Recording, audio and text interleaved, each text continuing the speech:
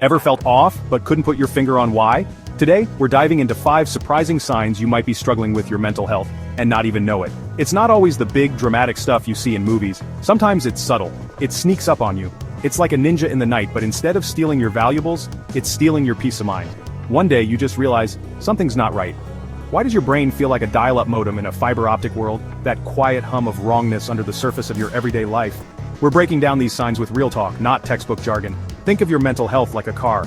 You notice when it needs gas or an oil change. But what about those weird, easy-to-ignore warning lights? Today we're looking for those little signals you might be missing. This isn't about diagnosing anyone, just raising awareness and giving you tools to understand yourself better. Recognizing the problem is the first and often hardest step toward feeling like yourself again.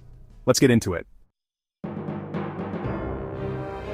First up, let's talk about irritability. You know, that feeling when your patience is so thin it's practically see-through. It's not just being in a bad mood for a few minutes, it's a deeper, more persistent sense that everything and everyone is getting on your nerves, even when you know, logically, they shouldn't. Everyone gets annoyed sometimes, but this is different. This isn't just a fleeting moment of frustration. It's like your entire day is colored by a low-level hum of annoyance, and it doesn't take much to set you off. It's when your patience vanishes. Poof, gone. The smallest things like burnt toast or a slow-loading web page suddenly feel like the last straw. Suddenly, everything gets under your skin. The sound of someone chewing, a driver who won't move, or even a text message notification can feel like a personal attack. It's as if your senses are dialed up to 11, and every little thing is an irritant. Your fuse, once long and forgiving, is now the size of a grain of rice, and it's always lit. You find yourself snapping at people you care about, sometimes over things so trivial you can't even remember what set you off in the first place. Later, you might wonder, why did I react like that? It's like your emotional regulation system is running on empty. Normally, you can handle small frustrations, but when you're overloaded with stress, anxiety, or burnout, you have zero reserves left. Your mind is stretched so thin that even the tiniest inconvenience feels overwhelming. So the smallest thing can set you off. Your brain is overwhelmed, so it explodes at the tiniest trigger. It's not about the actual event, it's about the mountain of stress you're already carrying. You might not feel sad or even recognize you're stressed. Instead, you just feel angry and prickly, like a cactus. People around you start to notice too. They walk on eggshells, unsure what might set you off next. It's not about the bed, the dishes, or the traffic anymore. It's about what's going on inside. This isn't you being a jerk. More often than not, it's a sign your mind is struggling to keep up. We tend to dismiss it as just a lack of sleep, a bad day, or maybe even blame ourselves for being difficult. But when this becomes your new normal, it's a signal that something deeper is happening. Think of it as a check engine light disguised as a tantrum. Imagine your brain as a video game character with a full inventory. One more tiny thing, and you're over-encumbered. You can't move forward until you drop some of the load, but you might not even realize how much you're carrying. You push people away, create conflict, and then feel guilty, which just adds to the load. The more you lash out, the more isolated you feel. And the cycle continues. It's a vicious cycle. Irritation, lashing out, guilt, and then even more irritation. Each time it happens, it chips away at your self-esteem and your relationships, making it harder to break free. If you relate to this, don't just write it off as being grumpy or having a bad attitude. Ask yourself why. Why is your fuse so short? What's really going on underneath the surface? Sometimes irritability is your mind's way of waving a red flag, asking for help. Recognizing irritability as a symptom, not a flaw, is the first clue to solving what's really happening inside your mind. When you start to see it as a signal, not a character defect, you can begin to address the real issues, whether it's stress, burnout, or something else entirely. And that's the first step toward getting your patience and your peace of mind back. Next, let's talk about the opposite of irritability, emotional numbness. This is sometimes called the emotional flatline, and it can be just as distressing as feeling overwhelmed or angry, even though it looks very different on the outside. Emotional numbness is tricky because it's not about pain or sadness. It's about feeling nothing at all. It's a strange emptiness, a sense that your emotions have been muted or switched off, leaving you in a kind of limbo. Imagine the emotional equivalent of static on a TV screen. Where there used to be vibrant color and sound, now there's just gray, fuzzy emptiness. It's like your inner world has lost its signal, and everything feels distant and dull. Things that once brought you joy, music, movies, time with friends, just don't hit the same. You might find yourself going through the motions, but the spark is gone. Even activities you used to love can feel flat and meaningless. It's like there's a pane of glass between you and the rest of the world. You can see other people experiencing joy, excitement, or even sadness, but you can't quite reach those feelings yourself. You're on the outside looking in. You become a spectator in your own life, watching everything unfold as if it's happening to someone else. It's like watching a movie with the sound turned off. There's movement, but no emotional connection. You might still perform emotions, smiling when expected, laughing at jokes, showing concern for others, but it all feels hollow, like you're just playing a part in a script you barely remember. This numbness is actually a defense mechanism. When your brain is overloaded by stress, trauma, or exhaustion, it sometimes shuts down all feelings to protect you from further pain. It's like flipping a circuit breaker to prevent a total meltdown.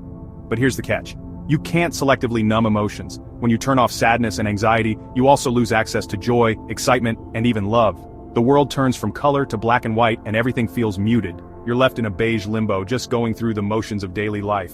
Every day feels the same and you might start to wonder if you'll ever feel anything again. You might think you're fine because you're not in pain, but surviving isn't the same as thriving. You're present, but not really living. You're surrounded by people, but still feel completely alone. This kind of numbness can be a sign of depression, trauma, or even burnout. It's your mind's way of coping, but it's also a signal that something deeper needs attention. Sometimes you might even seek out extreme experiences, scary movies, loud music, spicy food, just to feel something, anything, to break through the numbness. It's like poking your emotional system with a stick, asking, "Hello, anybody in there?" You're desperate for a reaction, even if it's uncomfortable. It's hard to explain this to others. On the outside, you might look fine, smiling, working, socializing, but inside you feel disconnected, even from yourself. It's a silent struggle that's easy to miss. You might even find yourself missing the days when you could feel, even if those feelings were painful. At least then, you knew you were alive. Now you long for any sign of emotion, good or bad. If any of this rings true for you, pay attention. Emotional numbness isn't a sign of strength or resilience. It's a distress signal from your mind and body asking for help. The good news is, this grayness isn't permanent. With support, self-care, and sometimes professional help, the color can come back. Emotions can return, and life can feel vibrant again. Recognizing that your emotional circuit breaker has flipped is the first step. From there, you can start figuring out how to turn it back on, and slowly, gently, reconnect with your feelings and the world around you. Our third sign is overworking, something society often rewards, making it extra sneaky. There's a line between being productive and using busyness to escape your feelings. Your to-do list becomes a shield. You throw yourself into work, hobbies, anything to stay busy. You tell yourself it's ambition, but often, it's about outrunning your own mind. If I'm busy enough, I won't have to feel what's bubbling underneath. It's like turning up the TV to drown out a weird noise. You're not fixing the problem, just distracting yourself.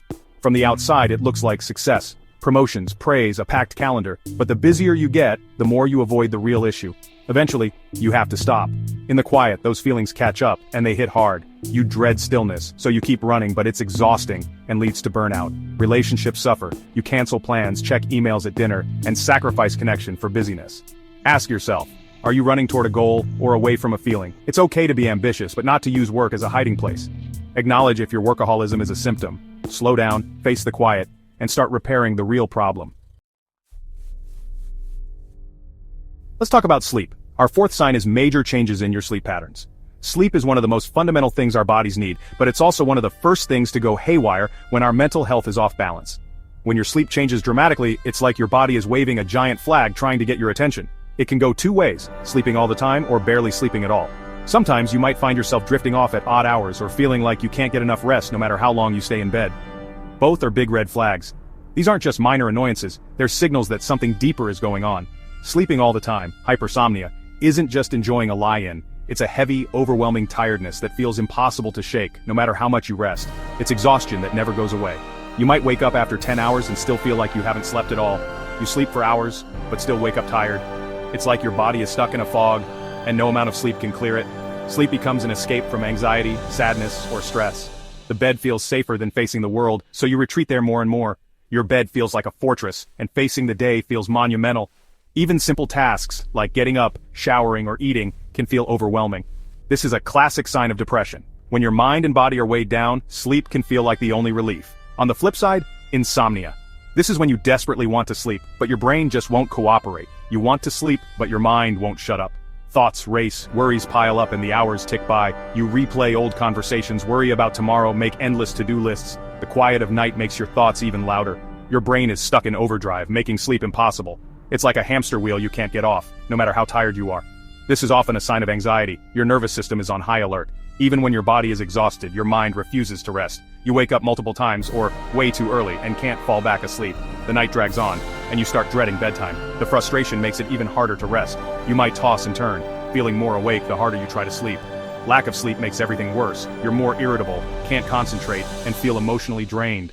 Even small problems can feel huge when you're running on empty. Sleep issues sneak up on you. What starts as a few restless nights can quickly spiral into a pattern that's hard to break. One bad night becomes your new normal. You start to forget what it feels like to wake up refreshed. but a major lasting change in sleep is your body's way of screaming for help. It's not just about being tired, it's a disruption of your body's most essential process. It's not just about being tired, it's a disruption of your body's most essential process. Sleep is when your brain and body heal, process emotions, and reset for the next day. Pay attention to your pillow. Is it a place of comfort or a battleground every night? Is it your escape or a wrestling mat for your thoughts? Don't dismiss it. Your relationship with sleep can reveal a lot about your mental state. Your sleep patterns are a powerful barometer for your mental well-being. If you notice big changes, don't ignore them. Your mind and body are trying to tell you something important. Our fifth sign is social withdrawal. And it's often subtle. It's a slow fade, quietly pulling away from people and activities you once loved. It starts small. You make excuses to skip plans. Replying to texts feels like a chore. The thought of small talk is exhausting. You're not antisocial, you might even miss your friends, but the energy to participate just isn't there.